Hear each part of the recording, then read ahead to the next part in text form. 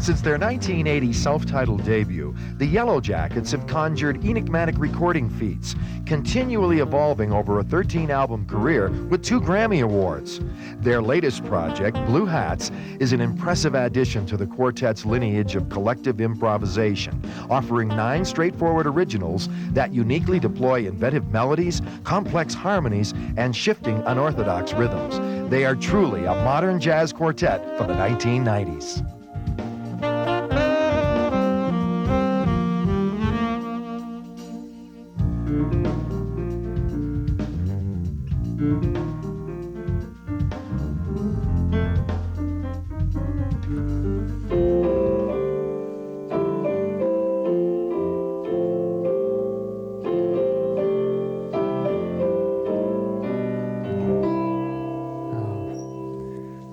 Well, Blue Hats project was a little different for us, and it started with us deciding to rent a rehearsal place and jamming for a couple weeks, trying to generate ideas, every guy behind his own instrument.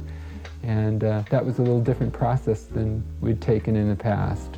And as the writing began to develop and we were shooting ideas back and forth while we were traveling around the country, it ended up becoming more of a quartet record and more in the jazz idiom, and it became more of this like acoustic sounding records. And everyone brought their instruments, and we sat down and just clean slate create the songs one by one. And it was a lot of fun. It was challenging at times, but a lot of fun. It's the music we've conceived in the moment, basically, now. It's music of right now, the 4 of us putting our heads together and coming up with this eclectic brew.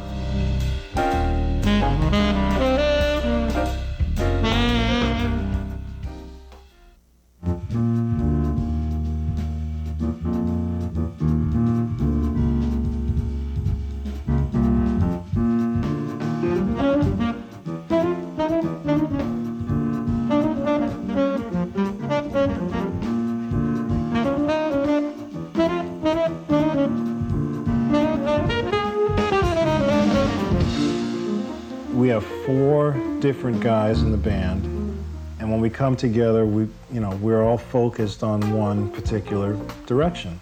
In doing so, we have to wear a lot of different hats. So we produce the record, you have a producer's hat. We play as musicians, you have the musician's hat. The travel hat.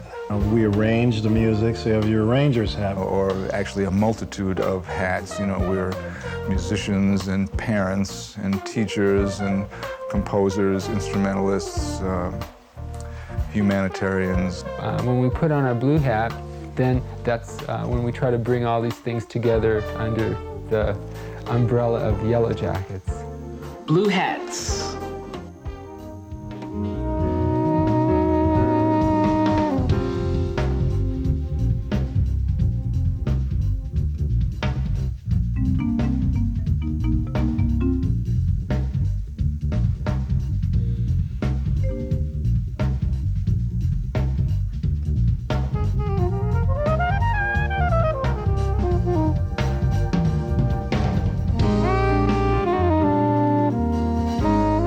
Savannah. It's very African based, has a very strong African feel about it. And it's a really nice spirit in itself. We came up with this section that went.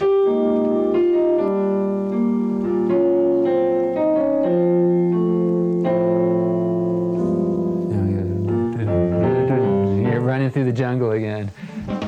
It started off as a groove in this jam stage that Will brought into the rehearsal.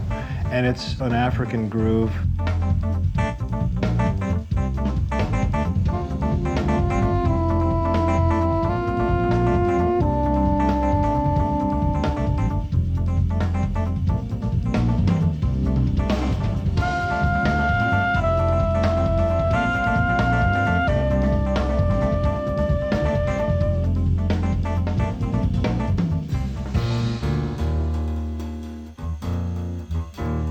Statue of Liberty was a song that Russell came into the rehearsal with. It was already completed. It was a piece that came out of his brain, and it's really kind of angular to me. It has like a lot of angles, and it's very intense piece of music.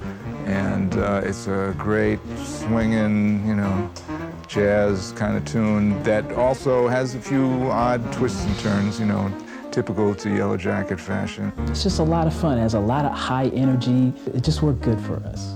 Jimmy actually titled the tune, he calls it Statue of Liberty, after the old football play where the quarterback is holding the ball here and everyone thinks he's going to throw it, and then someone runs behind him, grabs the ball and runs around the ends.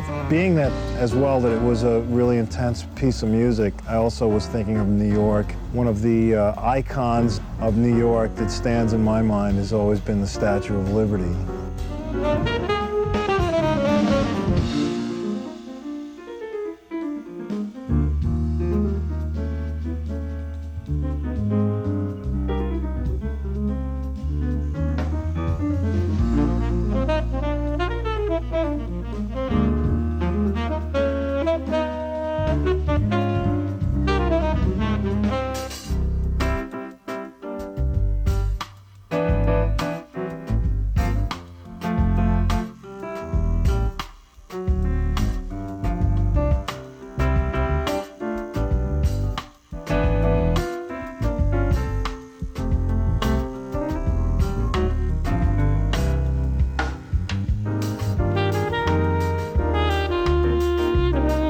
With These Hands is another tune that has the gospel quality, and then more almost of an island, or I think of it sort of as a calypso rhythm. I really like what Bob played on that song.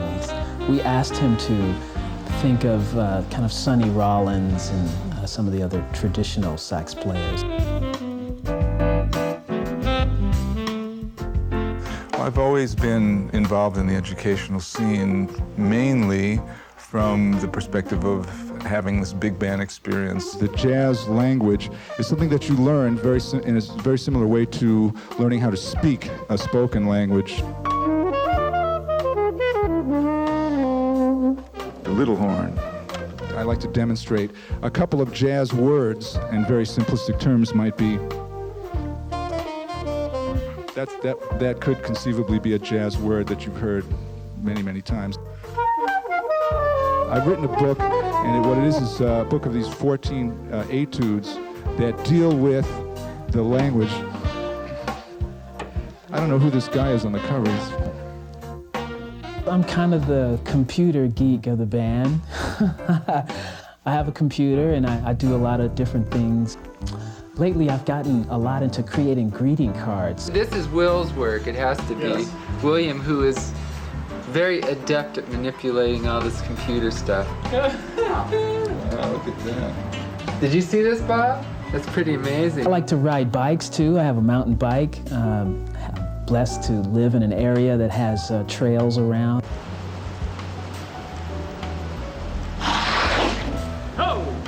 Blue hats.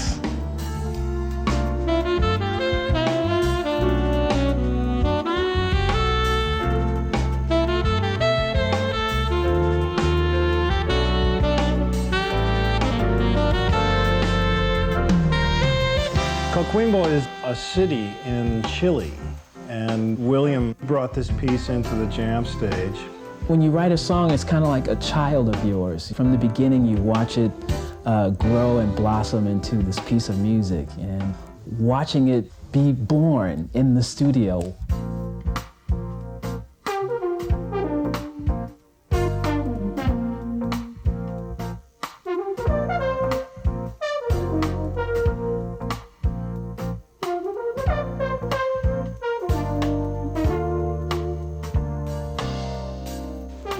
New Rochelle was another piece that Bob contributed. Bob plays it on iwi, which is the electric wind instrument.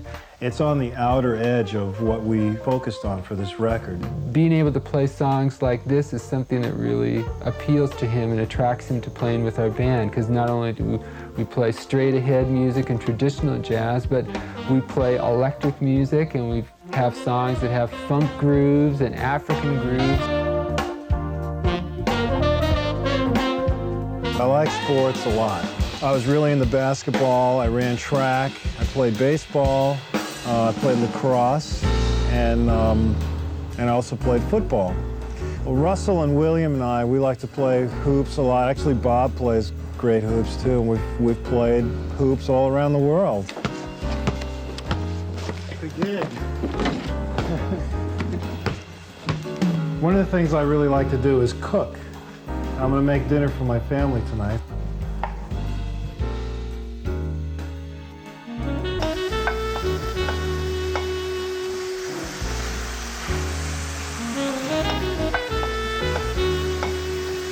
Bon appetit.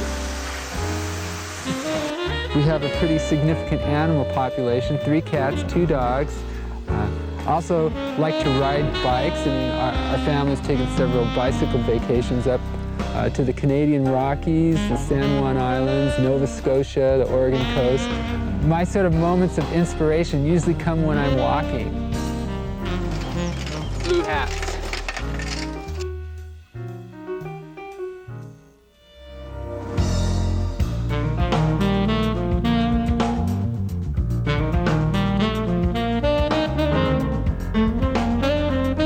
I play tenor saxophone, and like the title implies, there's an African quality to the tune, a certain very optimistic and positive feeling to it, which is a feeling that I experienced when I was in Johannesburg. The groove in Cape Town is from an area in Africa called Cameroon. And I have a really good friend from Cameroon, Africa, and he showed me this groove called Mugabu. When we get into the studio and jam, it was 4 guys in a room, and we were given a bunch of finger paints, and we just sat around with this empty canvas, and we threw paint on the canvas and fiddled around with it, and it was a really comfortable and very creative collaboration. Blue Hats. Russell Ferrante, Jimmy Haslip, William Kennedy, and Bob Mintzer continue to wear a variety of different hats. The composers, the arrangers, the producers, the musicians, and the travelers' hats, as well as varied hats of husbands, fathers, students, teachers, and citizens. Blue Hats represents experiences that shape their music and their lives.